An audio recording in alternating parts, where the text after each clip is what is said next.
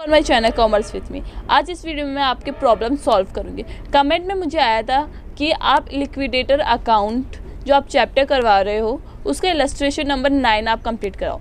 तो ये बुक थी एडवांस अकाउंटिंग और बुक का नाम है, बुक के ऑथर है शर्मा श्याम मंगल। ये बुक आपकी राजस्थान यूनिवर्सिटी में चलती है और इसके अकॉर्डिंग ही मैं वीडियोस डालती हूँ। तब कमेंट में आया था इलस्ट्रेशन नंबर 9 समझाने को, तो आप इस वीडियो में देख लीजिए इलस्ट्रेशन नंबर 9 किस तरीके से सॉल्व होगा। तो इससे पहले वाली वीडियो में मैंने आपको बता दिया कि लिक्विडेटर अकाउंट कौन बनाता है, कैसे बनाते हैं और उन जो आइटम्स होते हैं उनका ट्रीटमेंट कैसे किया जाता है। अगर आप नहीं देखा है आपने तो आपको ऊपर आई बटन पे आपको लिंक मिल जाएगा, आप जाकर देख सकते हो। तो इलस्ट्रेशन नंबर 9 टिपिकल नहीं है, सिंपल है, बस आपको समझने की बात है। अगर आप क्वेश्चन को ढंग से समझ लेते हो तो आधी प्रॉब्लम आपकी वहीं सॉल्व हो जाती है। देखो क्वेश्चन क्या बोल रहा है, the x company limited want into liquidation with the following liability. जो एक्स कंपनी है, मतलब एक्स कंपनी लिमिटेड है, वो क्या जा रही है, लिक्विडेशन में जा रही है और उनकी लाइबिलिटीज़ आपको गिवन है। लाइबिलिटीज़ कौन कौन सी गिवन है, सिक्योर क्रेडिटर्स की गिवन है 20,000 रुपये। मतलब आपको जो क्रेडिटर है, सिक्योर क्रेडिटर, उनको 20,000 रुपये का पेमेंट आपको करना है। तो अब देखो, और उस जब लिक्विडेटर ने असेट सेल करी तो उससे कितना रियलाइज़ हुआ वो आपको आगे क्वेश्चन में देगा। पर जो सिक्योर रियलाइज़ है, इससे जो रियलाइज़ हुआ है वो कितना रियलाइज़ हुआ है, 25,000 रुपये रियलाइज़ हुआ है। ये लाइन को आप ढंग से समझ लो, अभी मैं ट्रीटमेंट करूँगी तब आपके काम में आएगा। सेकंड है प्रेफरेंशियल क्रेडिटर्स से 6,000 रुपीज़ उनको पेमेंट करना है आपको। अनसिक्योर क्रेडिटर्स को 30,500 पेमेंट करना है और लिक्विडेटेड एक्सपेंसेस आपको गिवन है 252 गिवन है। अब आगे क्वेश्चन देखते हैं। आगे है liquidator is entitled to remuneration. जो लिक्विडेटर है, जो अकाउंट बना रहा है, उसको रेम्यूनरेशन दिया जाएगा 3% ऑन द अमाउंट रियलाइज। अब यहाँ पॉइंट को समझिए, कहा किसके ऊपर बोल रहा है, ये 3% बोला है जितना अमाउंट आपको रियलाइज हुआ है असेट्स को सेल कर। ठीक है, अब इसमें ऐसे नहीं बोला है कि असेट्स को सेल करके हुआ है, इसमें ऐसे बोला जितना भी अमाउंट रियलाइज हुआ है, जैसे किसी से भी रियलाइज हुआ हो उस पर क्या होगा, 3% आपको क्या देना है, रेम्यूनरेशन देना है on the amount distribution to unsecure creditors. अब जो अनसिक्योर क्रेडिटर्स है ना, जिस पे रियलाइज हुआ है, उसको भी इंक्लूड करना है इसमें। ठीक है, the various assets excluding security in the hand of the fully secure creditors realise 26,000। इसमें बोला है जब असेट्स को सेल किया, सेल करने के बाद आपको अमाउंट कितना रिसीव हुआ, 26,000 रिसीव हुआ है। पर इसमें जो 26,000 दिया है इसमें कौन सा अमाउंट इंक्लूड नहीं है, जो अमाउंट आपको सिक्योर क्रेडिटर से मिला है वो अमाउंट रियलाइज नहीं है। तो आप अभी देखेंगे इस तरह आपको क्या बनाना है, लिक्विडेटर अकाउंट बनाना है। अब यहाँ देखिए, सबसे पहले मैंने आपको फॉर्मेट बताया था कि सबसे पहले अगर क्वेश्चन में कैश और बैंक बैलेंस हो तो आपको क्या देना है, कैश और बैंक आपको लिखना है। पर इसमें क्वेश्चन में गिवन नहीं है तो ये दोनों नहीं लिखेंगे। अब दूसरा क्या आता है, असेट्स रियलाइज। सेल कर जो अमाउंट रियलाइज हुआ है उनका अपन ट्रीटमेंट करेंगे। तो सबसे पहले देखते हैं कौन कौन से असेट्स सेल किया और कितना अमाउंट रियलाइज हुआ है। तो सबसे पहले असेट्स रियलाइज्ड के नाम से आएगा, कितना अमाउंट रिसीव हुआ है, 26,000। यहाँ देखिए 26,000 आपको रियलाइज हुआ है तो यहाँ 26,000 यहाँ लिखेंगे। ठीक है, और कौन सा पॉइंट है जहाँ आपको अमाउंट रियलाइज हुआ है, फर्स्ट पॉइंट है अनसिक्योर क्रेडिटर से भी आपको क्या हुआ है, अमाउंट रियलाइज हुआ है। देखो यहाँ unsecure creditors security realise 25,000 rupees, कितना रियलाइज हुआ है। अब यहाँ इसका ट्रीटमेंट समझिए आप। देखो क्रेडिटर से अमाउंट रियलाइज हुआ है ना, तो जितना भी अमाउंट रियलाइज होता है उसे ऊपर लिखते हैं, कितना रियलाइज हुआ है, 25,000 रुपीज़। तो यहाँ 25,000 लिखेंगे। और आपको क्रेडिटर्स को कितना पेमेंट करना था, आपको पेमेंट करना था 20,000 रुपीज़। तो यहाँ पेमेंट करना था, मतलब पे करना था कितना, 20,000 रुपीज़ आपको पे करना था। तो इन दोनों का बैलेंस कितना बचा, मतलब इन दोनों को लेस करेंगे, उसमें से कितना आया, 5,000 रुपीज़ आ गया। अब मैंने ऐसा क्यों किया आप ये समझिए। मैंने आपको पहले भी बताया था, जब भी कोई क्रेडिटर्स होते हैं उनका पेमेंट करना होता है, जैसे क्रेडिटर से कुछ अमाउंट रिसीव हुआ, असेट से कोई अमाउंट रिसीव हुआ, पर आपको कुछ चुकाना है या आपने कुछ लोन ले रखा है उनके ऊपर, तो उनका जो पेमेंट करना होता है वो लेस किया जाता है। ये वाला कॉन्सेप्ट मैंने इससे पहले वाली वीडियो में बताया था, ठीक है। अगर यहाँ आपको पेमेंट 26,000 रुपीज़ करना था, अगर आपको पेमेंट 26,000 रुपीज़ करना हो, तब क्या होगा इसका ट्रीटमेंट? इसका ट्रीटमेंट इस तरीके का होगा कि आपका 1,000 रुपये कम पड़ रहे हैं। मतलब आपने क्रेडिटर से कितना रिसीव किया? 25,000 रिसीव किया, और आपको पेमेंट कितना करना है? 20,000। तो आप 25,000 में से 20,000 दे सकते हो, दे दिया 20,000, और जो जितना बचा 5,000 यहाँ दे दिया। पर अगर आपको पेमेंट अगर आपको ज़्यादा करना हो और आपको रिसीव कम हुआ हो, जो बैलेंस बचता है वो किस में ट्रांसफ़र करते हैं? अनसिक्योर्ड क्रेडिटर्स में ट्रांसफ़र करते हैं। इससे पहले वाले क्वेश्चन में मैंने यही समझाया था, आप देख सकते हो, ठीक है। अब हुआ आपको जो अमाउंट रियलाइज़ हुआ और क्रेडिटर से जो अमाउंट रियलाइज़ हुआ, अब इनका टोटल कर लेंगे। इनका टोटल करने के बाद क्या आएगा? 26,000 प्लस 5,000 तो कितना हो गया? 31,000 रुपीज़ हो गया। अब यहाँ देखिए, अगर अब एक तरफ रिसिप्ट का हो गया, रिसिप्ट का करने के बाद क्या आता है?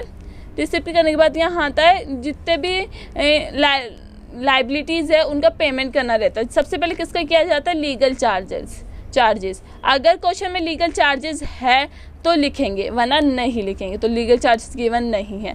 अब इसके बाद किसका पेमेंट किया जाता है? रेम्यूनरेशन का पेमेंट किया जाता है। तो क्वेश्चन में रेम्यूनरेशन के लिए क्या बोला था? अभी रेम्यूनरेशन में ऐसा बोला था जितना भी अमाउंट रियलाइज हुआ है, देखो यहाँ लिक्विडेटर से जितना भी अमाउंट रियलाइज हुआ है, देखो liquidator entitled to remuneration of 3% on the amount realised. जितना भी अमाउंट रियलाइज हुआ है उसका 3% आपको क्या करना है? रेम्यूनरेशन देना है। तो अमाउंट रियलाइज किससे हुआ? एक तो असेट से रियलाइज हुआ, ठीक है, प्लस क्रेडिटर से कितना अमाउंट रियलाइज हुआ था? 25,000 रियलाइज हुआ था। तो 26 प्लस 25 कितने होते हैं?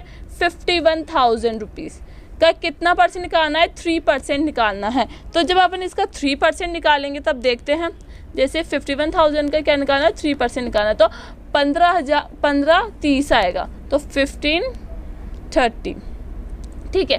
अब आगे क्या बोल रहा है कि आपको 1.5% किसके ऊपर रेम्यूनरेशन देना है? आपको देना है अनसिक्योर्ड क्रेडिटर्स के ऊपर देना है। पर आपके पास यहाँ अनसिक्योर्ड क्रेडिटर्स गिवन ही नहीं है। आप अनसिक्योर्ड क्रेडिटर्स कैसे फाइंड करोगे? जब आप आगे का लाइबिलिटीज़ की पेमेंट करोगे। तो आप यहाँ ब्लैंक छोड़ देते हैं, और इसके ऊपर कितना परसेंट देना है आपको देना है 1.5% आपको देना है।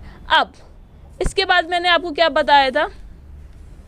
अगर क्वेश्चन में लीगल चार्जेस है उसका पेमेंट कर दो, अगर लिक्विडेट रेम्यूनरेशन का पेमेंट करना है तो उससे दे दो, लिक्विडेशन एक्सपेंसेस अगर गिवन है क्वेश्चन में तो उसका पेमेंट करते हैं। इसके बाद तो बाय लिक्विडेशन एक्सपेंसेस, ठीक है, क्वेश्चन में गिवन नहीं है। यहाँ देखिए कितना गिवन है? 252 आपके क्वेश्चन में गिवन है, तो अपन यहाँ लिख देते हैं 252, ठीक है, हो गया।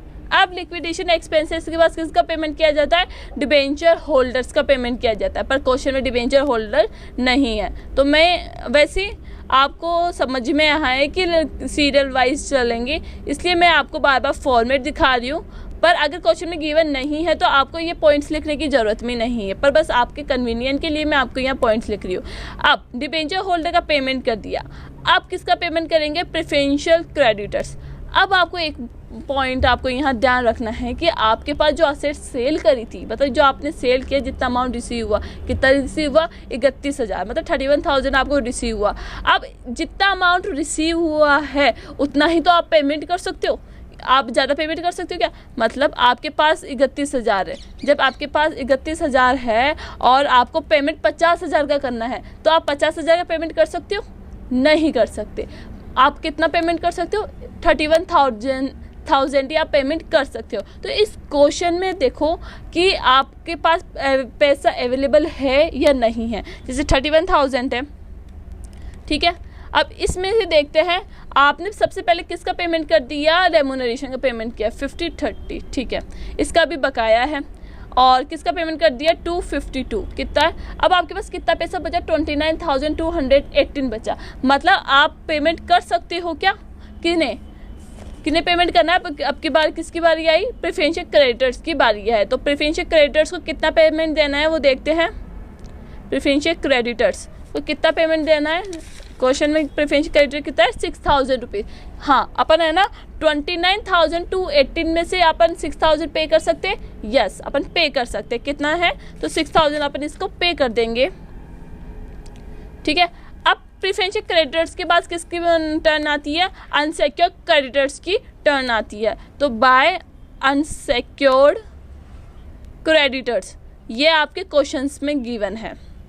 ठीक है, जब भी आप यहाँ रेम्यूनरेशन दोगे तो किसके ऊपर दिया जाएगा? इसके ऊपर दिया जाएगा। ये हमेशा ध्यान रखना, अगर क्वेश्चन में गिवन हो तो भी आपको इसी के ऊपर ही देना है, क्योंकि यहाँ कुछ चेंजेस होते रहते हैं, तो आपको ये वाला रेम्यूनरेशन आपको बाद में देना रहता है। तो बाय अनसेक्योर्ड क्रेडिटर्स पे आपको कितना पेमेंट देना है? आपको पेमेंट देना है 30,500। अब यहाँ देखिए कि ये 29,218 आपके पास पैसा बचा था, उसमें से आपने 6,000 रुपये का पेमेंट कर दिया। 23,218 रुपये आपके पास बचे। मतलब आपके पास कितने बचा? 23,000 ही बचे। पर आपको पेमेंट कितना करना है? आपको पेमेंट करना है 30,000 रुपये। Is it possible? नहीं, क्योंकि आपके पास पैसा तो 23,218 ही बचे है ना, और इसमें भी आपका क्या है? रेम्यूनरेशन इंक्लूड है, क्योंकि अभी तक आपने रेम्यूनरेशन की कैलकुलेशन नहीं करी ना, यहाँ रेम्यूनरेशन कैलकुलेशन नहीं करी ना, तो इसका पैसा भी देना है। फिर उसके बाद जो पैसा बचता है तब आप बाकी का पैसा प्रेफरेंशियल क्रेडिटर्स अनसेक्योर्ड क्रेडिटर्स को दोगे। तो आपके पास कितना पैसा बचा? 23,218 रुपये ही आपके पास पैसे बचे हैं। पर आपको पेमेंट कितना करना है? आपको पेमेंट करना है 30,500। मतलब लिख देती हूँ, कितना पेमेंट करना है अनसेक्योर्ड क्रेडिटर्स को 30,500 आपको पेमेंट करना है। पर आपके पास कितना अवेलेबल है? आपके पास अवेलेबल है 23,218 रुपये ही आपके पास क्या है? अवेलेबल है। अब इसमें से भी आपको रेम्यूनरेशन गिवन है। मैंने आपको पहले बताया था, अगर क्वेश्चन में फंड्स अवेलेबल है, मतलब आपके पास पैसे हैं, तो आपके पास ये वाला फॉर्मूला लगेगा। ठीक है, पर अपन जो क्वेश्चन कर रहे हैं उसमें फंड्स अवेलेबल नहीं है। जब फंड्स अवेलेबल नहीं होता तब कौन सा फॉर्मूला लगाते हैं? जितना भी अमाउंट अवेलेबल है इनटू करते हैं जितनी रेट है, डिवाइडेड बाय 100 में प्लस कर देते हैं रेट। तो ये फॉर्मूला मैं यहाँ लिख देती हूँ, amount available into rate upon 100 plus rate. ठीक है, अब क्वेश्चन में अपने पास अमाउंट कितना अवेलेबल है? अपने पास अवेलेबल है 23,218 इनटू रेट कितना? रेट कौन सी लगेगी यहाँ? क्योंकि अपन किसकी कैलकुलेशन कर रहे हैं? कैलकुलेशन कर रहे हैं अपन रेम्यूनरेशन की। सबसे पहले रेम्यूनरेशन देंगे, तभी जो पैसा बचेगा बाकी का किसको दिया जाएगा? अनसेक्योर्ड क्रेडिटर्स को दिया जाएगा। तो कितना परसेंट है? 1.5%, और 100 में प्लस कर देंगे 1.5। तो जब इसे सॉल्व करेंगे इंटू 1.5 डिवाइडेड बाय क्या आया? 343। तो आप इसमें कौन सा आ जाएगा? 343 आपका आ जाएगा। अब कितना अमाउंट बचा आपके पास? मतलब 31,000 आपको रिसीव हुआ था, 31,000 आपके पास पैसे आए, उसमें से सबसे पहले पेमेंट आपने किसका किया? 31,000 में सबसे पहले पेमेंट किया आपने 1530 का। ये किसका था? रेम्यूनरेशन का।